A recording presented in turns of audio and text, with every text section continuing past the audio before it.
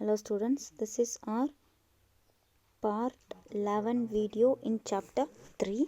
Okay, relationship வந்து பார்க்க போகிறோம். இதுக்கு முன்னாடி என்னென்ன பார்த்தோம்?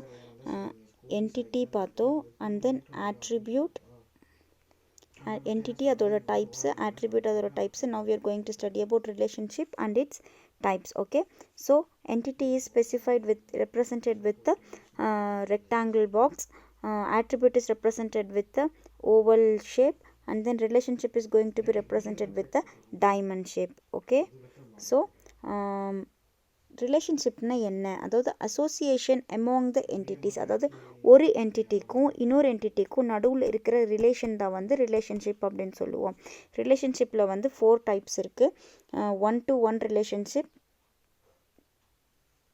one-to-one relationship, one-to-many relationship, many-to-one relationship, and many-to-many relationship. உங்கள் புக்கில் 3 தான் கொடுத்துருக்காங்க. 1-to-1, 1-to-many, and many-to-many. many-to-one கூட நம்ம பார்க்கலாம். ஓகேவா? ஸோ 1-to-1 ரிலேஷன்ஷிப்னா என்ன? அதாவது ரிலேஷன்ஷிப்னா என்னன்னு சொன்னேன், ஒரு என்டிட்டிக்கும் இன்னொரு என்டிட்டிக்கும் நடுவில் இருக்கிற ரிலேஷன்ஷிப் தான் வந்து ரிலேஷன்ஷிப் அப்படின்னு சொல்லுவோன்னு சொன்னேன் இல்லையா? ஃபர்ஸ்ட் 1-to-1 ரிலேஷன்ஷிப்னு என்ன அப்படின்னா, when a single instance of an entity is associated with single instance of an another entity. அதாவது ஒரு என்டிட்டியோட சிங்கிள் இன்ஸ்டன்ஸும் இன்னொரு என்டிட்டியோட சிங்கிள் இன்ஸ்டன்ஸ் கூட ரிலேட் ஆகிருக்குன்னா that is known as 1-to-1 relationship. Example பார்த்தா உங்களுக்கு புரியும். பர்சன் அப்படிங்கிறது ஒரு என்டிட்டி, வெஹிக்கிள் அப்படிங்கிறது ஒரு என்டிட்டி. அப்போது இது வந்து ரெக்டாங்கிள் பாக்ஸ் கொடுத்த என்டிட்டி, டைமண்ட் கொடுத்தா நடுவில் இருக்குது, இது வந்து ரிலேஷன்ஷிப் இல்லையா? அப்போது ஒரு பர்சன் அட் அ டைமில் ஒரு வெஹிக்கிள் மட்டும் தான் ட்ரைவ் பண்ண முடியும்.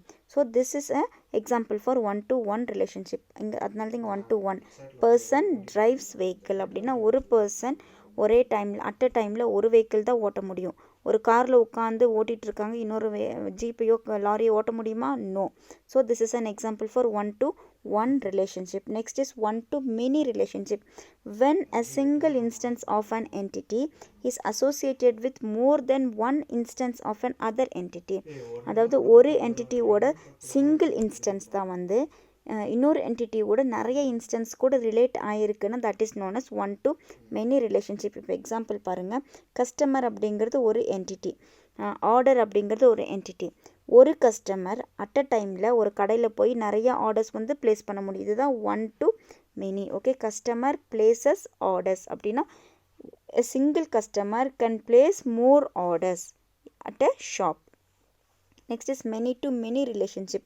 When many instances of an entity is associated with many instances of an other entity is known as a many-to-many relationship. Okay, example பார்த்தா புரியும். ஸ்டூடெண்ட் ஒரு என்டிட்டி, கோர்ஸ் வந்து இன்னொரு என்டிட்டி, ரெஜிஸ்டர் வந்து ஒரு ரிலேஷன்ஷிப்.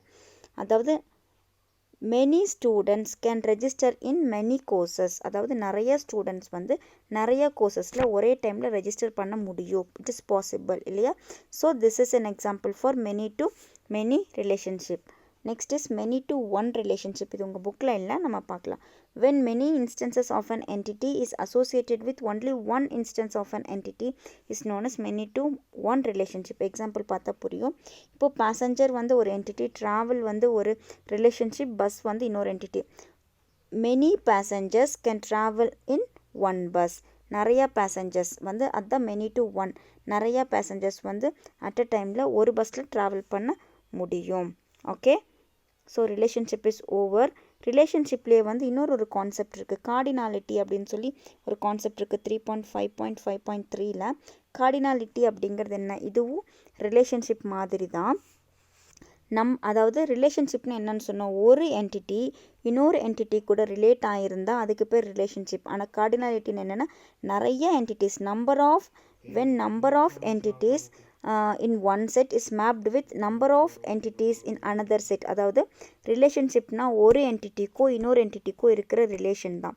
ஆனால் கார்டினாலிட்டி அப்படின்னா நிறைய என்டிட்டிக்கும் இன்னொரு நிறைய ஒரு செட்டில் நிறைய என்டிட்டிஸ் இருக்கும். ஓகேவா? இப்போ ஃபார் எக்ஸாம்பிள் செட் ஏ இருக்குது, செட் பி இருக்குது. செட் ஏல ஒரு 10 என்டிட்டி இருக்குது, செட் பியில் ஒரு 10 என்டிட்டி இருக்குன்னா செட் ஏல இருக்கிற என்டிட்டிஸும் செட் பியில் இருக்கிற என்டிட்டிஸும் ரிலேட் ஆகிருக்குன்னா அதுக்கு பேர் தான் கார்டினாலிட்டி. அதுதான் இங்கே கொடுத்துருக்கோம். number of entities in one set is mapped with number of entities in another set is known as cardinality. இப்போ கிளாசிஃபிகேஷன்ஸ் கார்டினாலிட்டியில் சேம் அதே மாதிரி தான் 1 to 1, 1 to many, many to many. Same எக்ஸாம்பிளே நீங்கள் மறுபடியும் எழுதலாம். 1 to 1 அப்படின்னா we have two entities, person and vehicle.